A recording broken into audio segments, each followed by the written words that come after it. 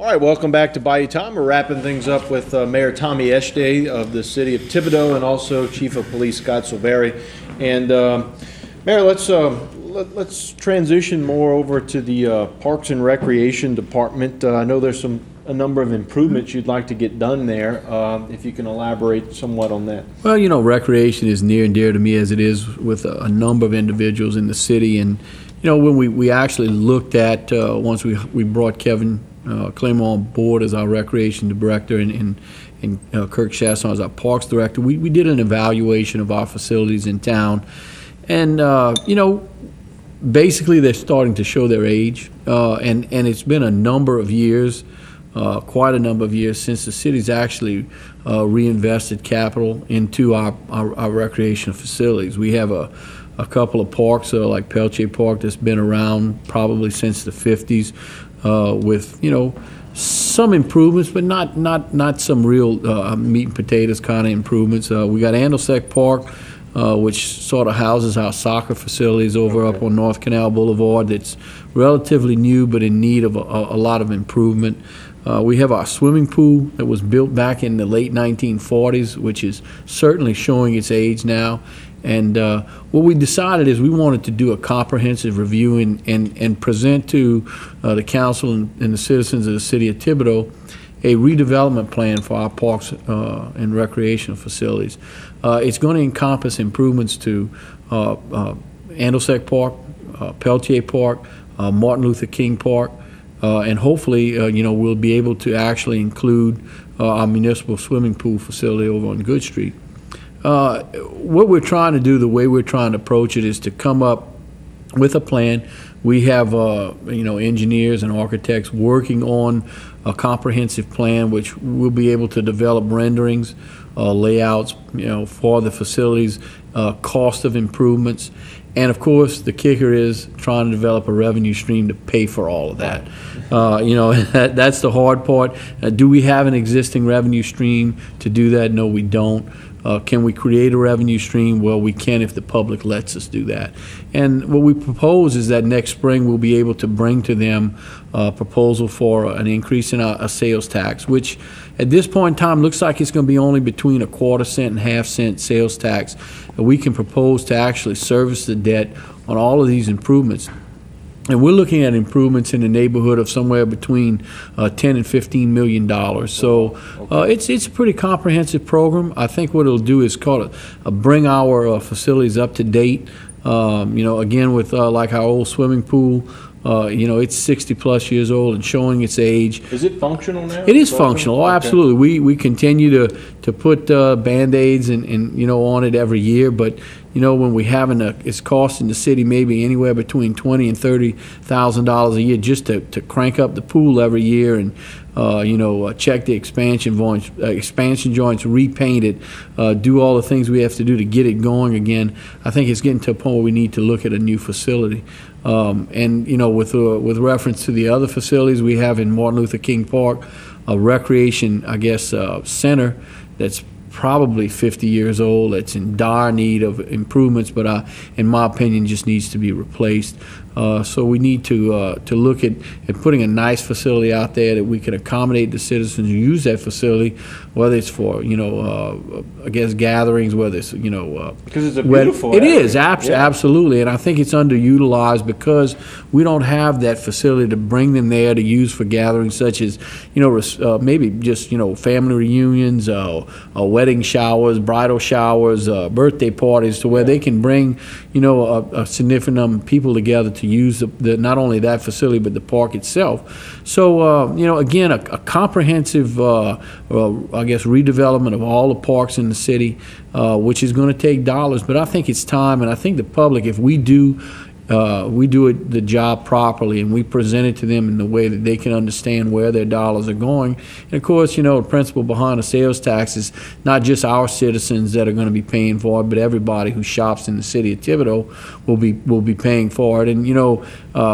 we don't provide recreational services just for our citizens. We certainly service an area, that around the city of Thibodaux, which may be some, 40 to 50,000 people that use our parks and recreational facilities. So everybody will sort of be paying a part of it under the program we want to present. And once we get a chance to do that, and hopefully bring some of the organizations on board to endorse the program, to let our citizens know that if they approve this tax proposal, that we'll be spending their tax dollars wisely, and they'll be dedicated solely to capital outlay programs within the recreation department. I really believe it's something that the citizens will embrace, and hopefully we'll be successful in creating that revenue stream and be able to accomplish at least the initiation of these projects within the next couple of years. So I'm excited about it. I know our Recreation Director and Parks Director excited about it.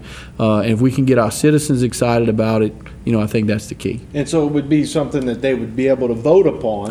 They would have to, right, absolutely. It would be up to them to do that. And the purpose is, I guess, to reinvest in the community. It is. It's, again, I hate and your kids. Yeah, it's all about your kids. And I think, again, this is not a criticism of, the past administrations that's been in office for the last 30 or 40 years. But, if you look back, we haven't really done a real reinvestment in our recreational facilities programs. Everybody's done a little bit, but I think it's time to look at it from a comprehensive standpoint and really say, do we want to continue to provide what we consider first-class recreational facilities for our citizens? And I think it's time for us to do that. And hopefully we can convince the citizens that the way our plan is the right way to go about doing that. And it may take us a few months. Hopefully by sometime in September, October, we'll be able to present this plan to the council and then continue to sell it up until the spring election, so that we can let everybody understand, what the facilities, what improvements we plan on, what the costs are, and how it will, affect them in the future. So I think if we do it right, I really do believe our citizens will embrace that concept. Excellent. And I guess, Chief, if our youth is involved in recreation and things like that, it kind of deters them being bored and doing criminal acts, which I'm sure you would be certainly excited about. Sure. And listen, when they're out there at those facilities, we encourage our officers to go out and park and walk amongst the crowd and talk to the individual, the families, the kids. Like the mayor said, there's a lot of people that come in from out of town for softball tournaments, baseball tournaments, basketball, dance recitals. So we always encourage those officers to engage in the youth of the community.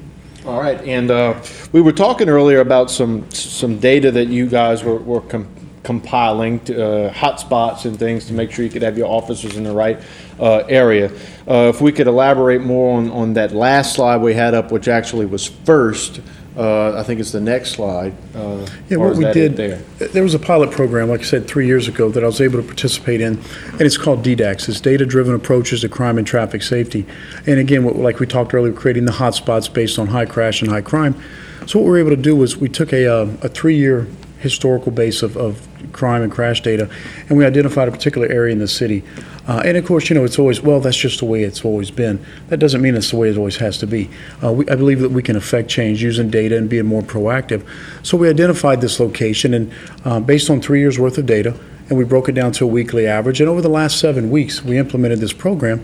And one of the things we talk about walking, foot patrols, and bicycles is before we started, we try to go to every business in that hotspot and let them know who we are, what we're doing, and let them know this is not a bad area. It's just an area that's been victimized of late with high crashes and high crime, and that we're going to try to be more proactive and make some effective changes.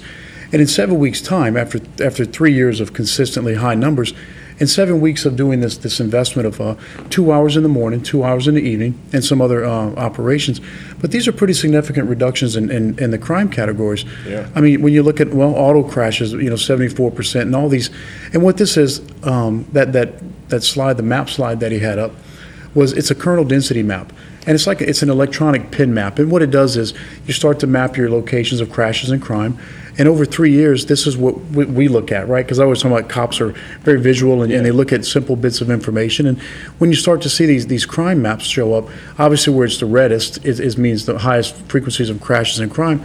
So that's what it looked like prior to the implementation of the DDAX in that hotspot. And within 7 weeks, we look at the map as of today, and that's the result that you see. And you don't have to be a statistician, and you don't have to know linear regressions and algorithms to see that the cool blues and the light greens mean there's a lot less crime and crashes going on. And these are the changes that we're talking about when we implement technology, with that off-the-shelf program, that crimereports.com. All these crime maps and data maps, you can go to our website and go to Facebook. That was part of the accountability and the transparency process.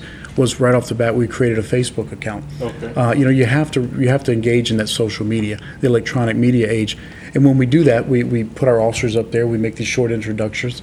We also put all of our press releases up there, but we put our data maps up there as well.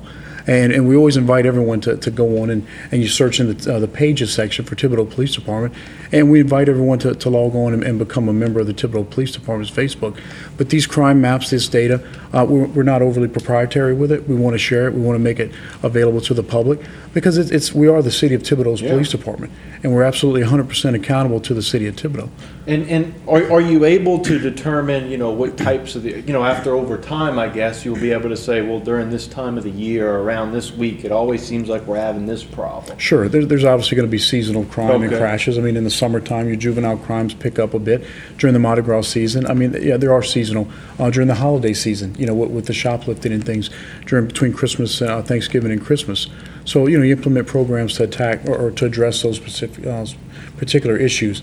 But the day in, the day out, the chronic crime, the chronic crashes, and the chronic offenders, those are the things that we look for, we chart, we graph, and we pursue. All right. And Mayor, just in closing, any final thoughts? Or I guess, I know the City of Thibodaux is going to have a large number of people kind of coming down probably tonight, tomorrow with the Manning Passing Academy. They're actually going to be, I guess, checking in tomorrow. I guess, right after lunch. From what I understand, there's about 1,000 participants that are going to be involved in the Passing Academy. It's always a little exciting to see the Manning family down for the Passing Academy and what they do, and just to pass by campus and see all those kids out there working. We're hoping, and in discussions with Dr. Holbert and Vic LaFont over at Nicholls State University, they're getting close to hopefully a long-term agreement with the Manning family. And hopefully after this year we'll get close to having Nicholls State University named as home of the Manning Passing Academy. So, it's exciting for us. We like to see the extra people in town.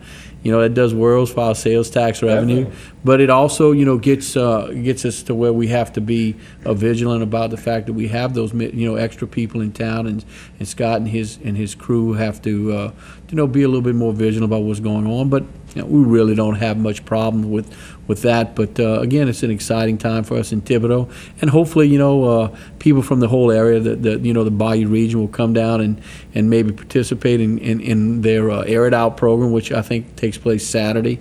Come down to Thibodaux, watch some great young athletes participate in that program over at John L. Guidry Stadium. I think it's Saturday night. Yeah, I think there's a little $5 admission, I believe, and watch some guys hum the football down the field. So we're excited about that. Very good. Mayor Eschete, thank you again. Chief Silverii, we appreciate it as always, and you're welcome anytime. Thanks so much for having us. You're welcome. All right, with that, we'll take a short break. When we come back, we'll turn gears over towards the health side. To Your Health with Terrebonne General Medical Center. We'll have Dr. Irving Blott, and Dr. Blott is an ENT, and so we'll talk about swimmer's ear and how to help prevent that during the summer months while you're out there swimming. So that's coming up next on Bayou Time.